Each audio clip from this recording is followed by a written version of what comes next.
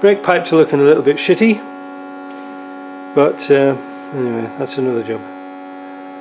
Yeah, they're all shitty. Look at these here.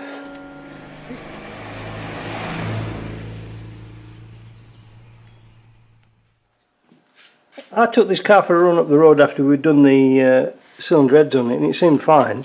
I just went up my road, but when Jim took it back on Sunday, he turned back up on Sunday afternoon saying that there was smoke and a leak. And what had happened was, when I was battling on to try and get this pipe off here, I inadvertently hit one of these brake pipes with a spanner, and as I said, they don't looking too good, and I must have knocked it, and it's spraying brake fluid onto the exhaust here. Now that's a better look, you can see there, look. So we've got to replace these, but we're going to replace them all on the car. We're going to redo all the front to back and everything, and we're going to do it with, where have I put it now? Oh, it's here. We're going to use cunifer, which is copper, nickel and iron. This is a good stuff, it's malleable. It's got a very high burst pressure. I think brake pipes are designed to burst at 3,000 pound. So it's not really copper. But this is good stuff. It's nice to put flares on, it's nice and easy to bend. So what we're going to do first of all, we're going to cut the pipes here and here, and then we're going to put a socket on there. Don't use like an open-ended spanner on these, because you'll never get them off. It's easy to bang a socket on and then undo them, and I only hope that we've got the right nuts. If not, we'll have to go to the shop and see if we can buy some. So that's how.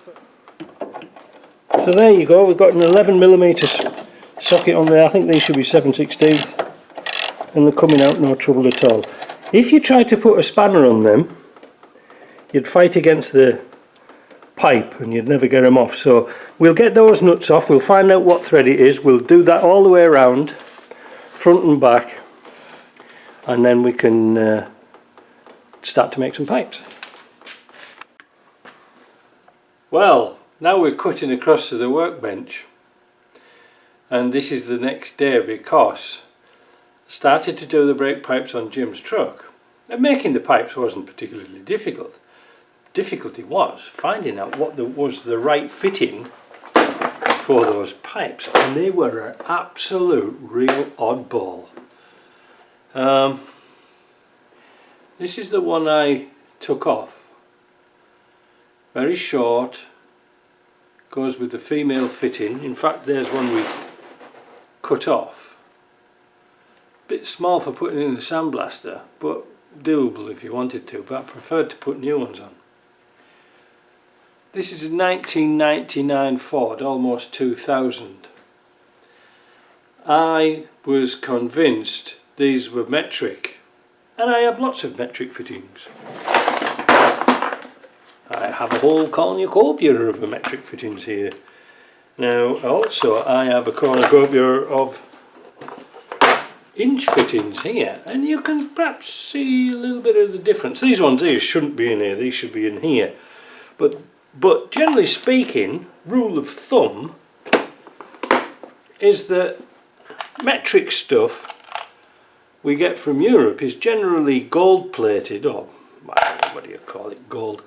And inch stuff is generally plated silver. And look, I know it's not real silver, it'd be worth more than bloody car. But these were special, and I mean very special. Jim went down to the local parts shop in Lennoxville. You know, they do horses and carts and stuff like that. And he says, I want some fittings like that, because we didn't know what we were getting into, and I wanted to put new fittings on. So they sent him these. Look the same, don't they? They're metric, they're M10. These are actually 3/8 UNF. They are not metric. I was amazed, and it got even worse further on. Now my fittings, my UNF fittings, are like this. They've got a little shoulder on, because when you put them into Land Rover type fittings or British cars, it pushes the pipe deeper to avoid these last few threads. Okay, so it goes really deep, and there's a lot of thread on there, so it gets really tight.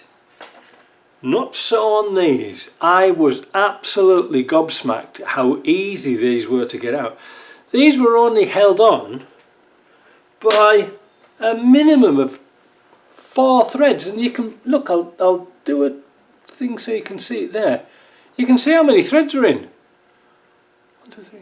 Yeah, 4 threads. That was it. Very poor on brakes. So, how did we find that out? How did we find out what it was? Well, that there is a female metric. This is, well, I'll get the clean one, I'll put in the sandblaster. This is the one that came off the car. Screws in, right? But look how loose it is. Alright, now if we put an inch size into there, wait a minute, that's metric. Yeah, so if we put a proper metric fitting into there, there's no play on it. So beware, because you can put 3/8 UNF into female metric pipes. Now, does this work out the other way? Well, let's find out. Into a female UNF. No, they won't go. Bigger, smaller. But you can put a smaller one into a bigger one. If you do it the other way around, it's like, it's the other way, well, it's the other way around, obviously. So we had to jump on our horse and cart and go across town to Napa, who had these. These are longer, but we only wanted 4 threads. We weren't going to change. And these are female type fittings, alright? So we got 10 of these because we were fighting for hours trying to get this type to fit, and they wouldn't go on because the metric, they're M10 metric. And I think if we looked at the packet there, it says M10 Japanese. It's not Japanese, but you see, thinking about this, thinking about logically, that Ford, they made them as Mazdas as well. Who knows? So that's where we got a little bit stuck, and we spent hours trying to figure out what was going on. I thought the Ford 1999 would have been metric. So let me explain about pipe as well. We use this stuff, Cunifer, copper, nickel and iron. You'll see I'll do a little bit description, that's why we call it Cunifer, but over here they call it nickel. Anyway, it's very malleable and it's easy to bend. And looking at the car, all the pipe was like this, except for the back axle. And also the front to back, what I found out later, before, you know, when I was doing that video, there was a jointer in the system. These are joints. You must never put 2 brake pipes together. You shouldn't join pipes together like that. You should always use a jointer like that. Alright, the inch ones are like that. You can also get male and male. It doesn't really matter. I haven't got a male, I just got those. But so when I was underneath the truck and I got a good close-up look, all the pipe work was this spiral wrapped hose. Now front to back was in 2 sections, and probably the reason why they did it in 2 sections was that these trucks can be long or short wheelbase. There can be different permutations, so they just did one pipe to the front and then shoved another bit at the back. The back piece with this type of fitting on was lovely condition, and because it had a jointer on, I thought, well, there's no point changing it. And then when we looked at closely at the back pipes, it didn't have this on, so that meant those pipes had been replaced in the past, so we didn't touch them. Now, coupled to the fact that when we looked at the bleed screws, I thought, shit, that's going to be a problem. More on that later. But on this end, it had an inch fitting. This went to the Y piece you saw in the video. Then it went to the flexible, but the Y piece also went to the other side of the truck. But this went to one of the valves. But look what they put in here, halfway down. A flexible joint. Ooh, how the hell are we going to cope with that? Because I thought, oh, we would just cut that off, flare that. But there wasn't any pipe to cut here because it was all rotten. So the beauty about the cunifer is it's easy to bend. What we did was just got a simple piece of plastic like that and wrapped the hose around it to make a coil. So as the pipe came down, it went round a coil and came down. It serves the same purpose, so it takes out the vibration. And I think the reason why they did it, because the body is mounted onto a solid chassis. It's not monocoque, whereas the bulkhead is part of the frame and just like an ordinary car, rather like a Mini, for example. It's all one big piece.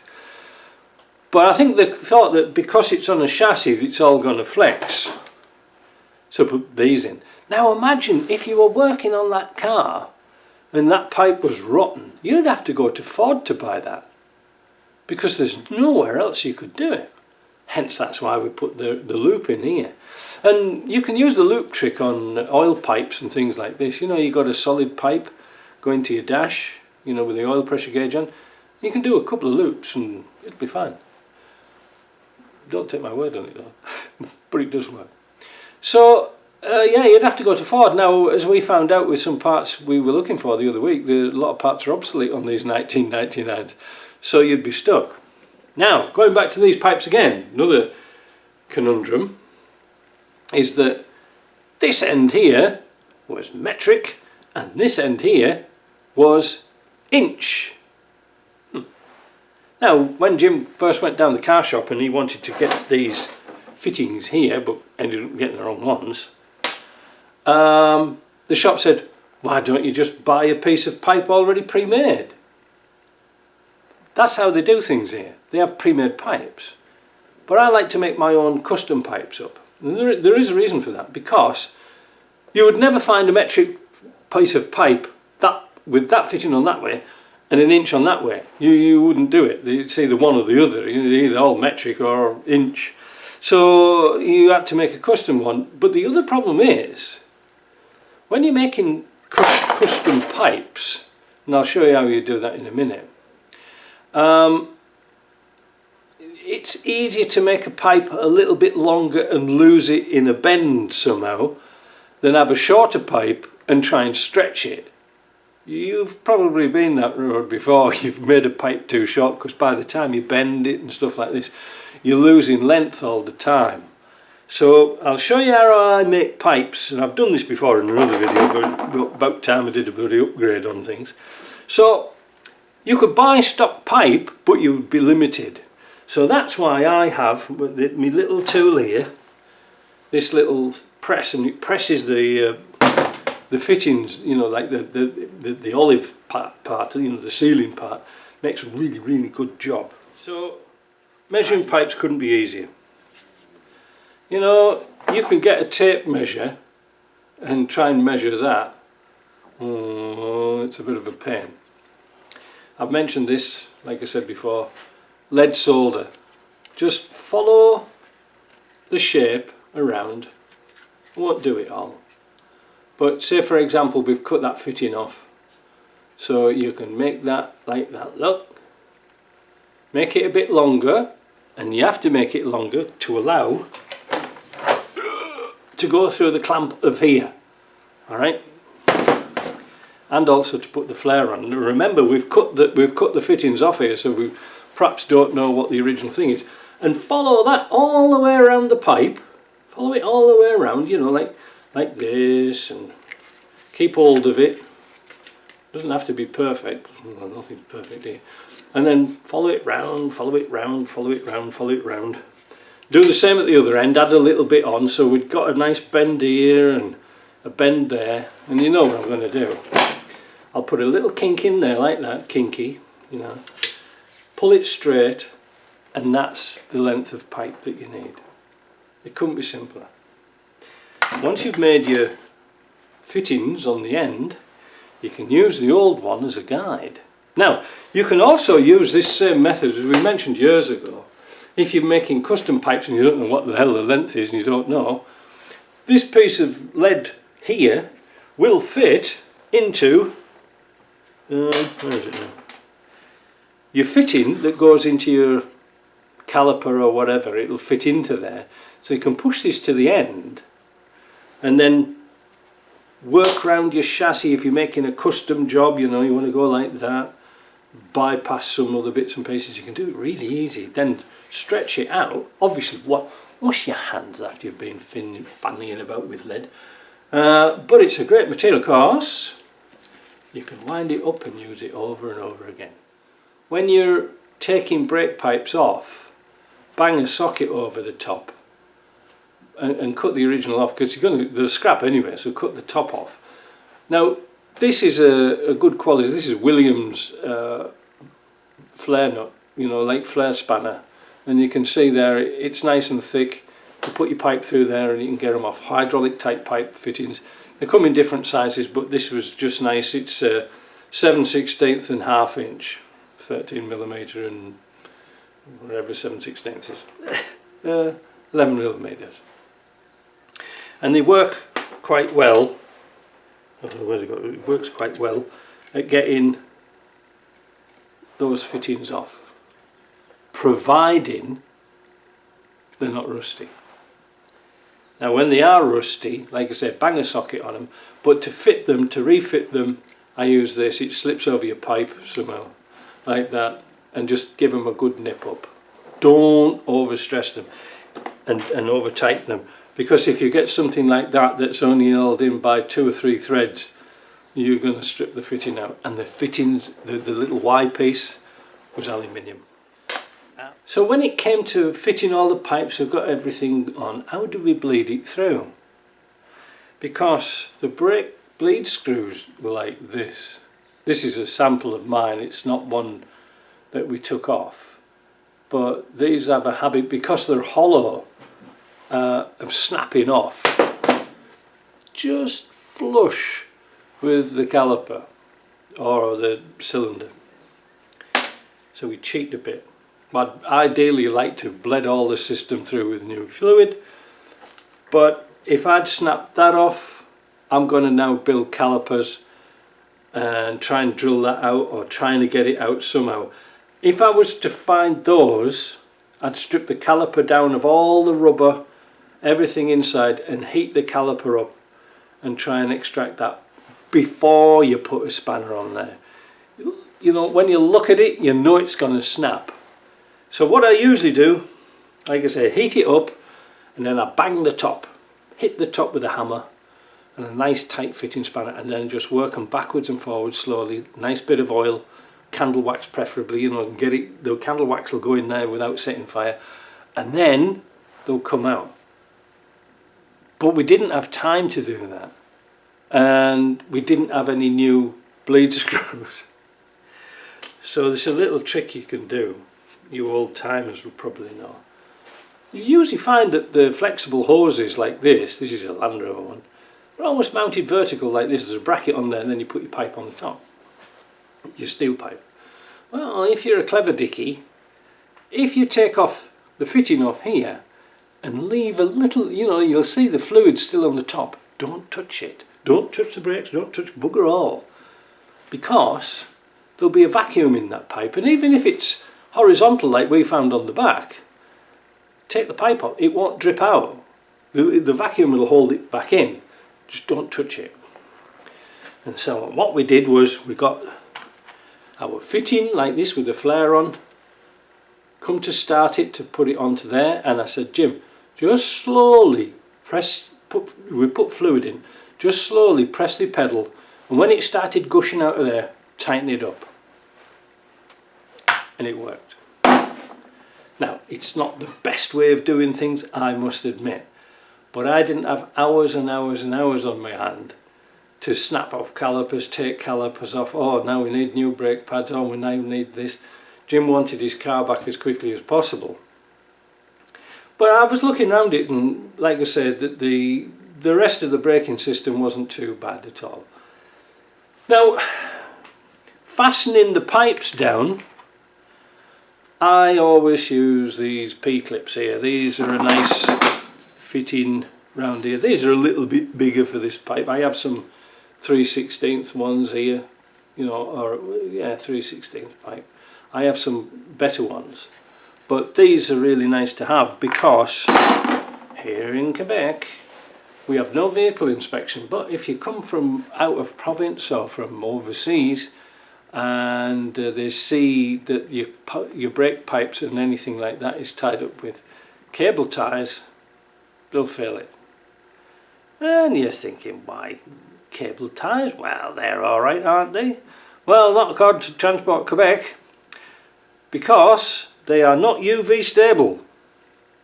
The inspector told me that. They're not UV stable. And I said to him, wait a minute, that car would have to be on its roof for about 10 years before it broke through breakdown of UV. No, you have to fit these type. You have to fit those. Crazy, isn't it? The plastic ones that you find on Land Rovers, you know, the ones that clip in, well, they're okay because they're manufacturer's ones, but you can't use cable ties. You have to follow their rules, I'm afraid, as stupid as they are. And anyway, another stupid rule was many years ago when I used to import cars. I used to import Land Rovers from UK, and invariably they had cunifer pipe on. Now, I'd been using this in UK when I was a mechanic in UK since the 80s. They had this stuff. They very rarely use steel because it's easy to work and it doesn't corrode. You can leave this out for years and years and years, it won't corrode. But when cars came across from Canada, from the UK to Quebec many years ago, they'd say, oh, copper pipe, you can't have that, you've got to replace it with steel, otherwise it wouldn't pass inspection. So we had to bring the cars back, replace them with steel, and that was it. It was past inspection. 2 years later, they were rotten. They were all sort of like this. Cunifer. Now, what is the difference between copper pipe and cunifer pipe? Well, this is an alloy, copper, nickel and iron, so it's flexible, but it won't corrode. And, most importantly, high burst pressure, 3,000 pound burst pressure. Copper pipe, on the other hand, this is seamless. Copper pipe is generally folded with a seam that's electronically welded or just folded together, and it's usually used for airline, industrial airline pipes, you know, for instruments and things like this, and it usually has a burst pressure of about 200 pounds, so you can see it will work on a car until you're in an emergency stop when you hit that brake and the pipe bursts. So you could see the logic, but they didn't know that this stuff actually exists. And that was until about, it must have been about 10 years ago when I think, was it BMW, Mercedes, somebody like that, started to fit that stuff as standard. And then, you know, the brand new cars, and they said, well, all right, we'll change the rules now. But they still know what's copper, because they get you can see this is sort of a brown, and copper's like a red colour, and they get a little knife and scrape it and see what it is. So now they sell this in the local, you know, car parts shop. We never touch steel anymore. It's too much of a mess about. It's too hard to bend. And if you do want to do a tight bend on this stuff, one of these little tools is brilliant. So you want to do a bend?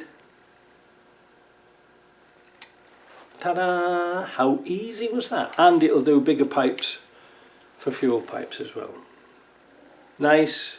No kinks, what a pity, and goes well, and you can use it under your car, so you can make little pipes easy, and it'll do both left and right bends, depends on where you are. Anyway, where were we now? So that is that's the tale of Jim's brake pipes. Not very interesting subject, but still it's working and it's safe. That's all that matters. It's safe. I would have liked to have changed all the brake fluid, but it's a big job. Believe me, it's a big job, because it's got drum brakes on the back, which means disassembling all the cylinders to get that bleed screw out. Why they make them so small, I don't know. You know. And you think you're going to get them with an easy out? No. No, you're not. Been there, done that. Anyway.